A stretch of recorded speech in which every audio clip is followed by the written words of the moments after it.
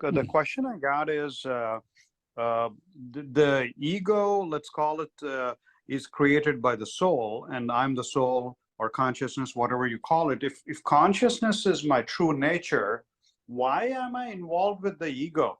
I mean, shouldn't it be so natural for me to be in my consciousness all the time? Why does it only happen during the sleep?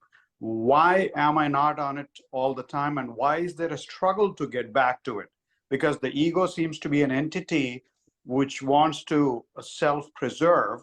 That's why it's creating all these obstacles. Why does that happen when I am consciousness? Why shouldn't it be very natural for me to be always in that state, not just in sleep?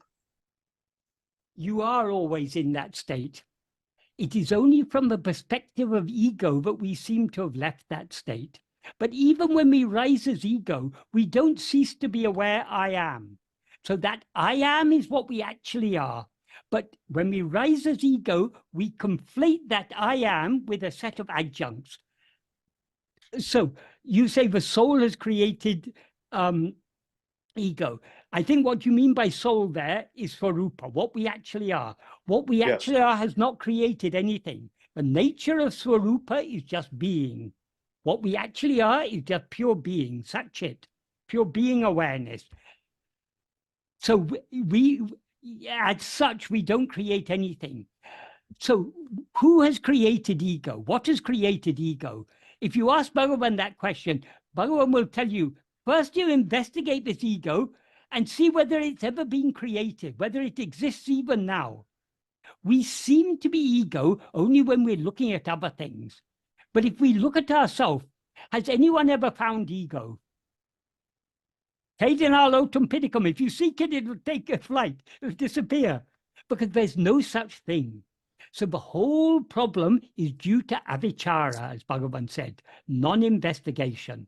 So the solution is vichara, investigating ourselves. In other words, turning our attention back to ourselves to see what we actually are. If we turn our attention back and see what we actually are, we will see we've never risen as ego. There never was any problem. Thank you, Michael. In the interest of time, I'll let it go. I think I'm not everything go. The one thing you shouldn't let go is yourself. As Bhagavan said to Akilanda Maya, unne vidamaliru, be without leaving yourself.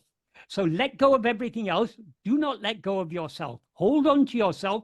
All other problems will be solved. Yep.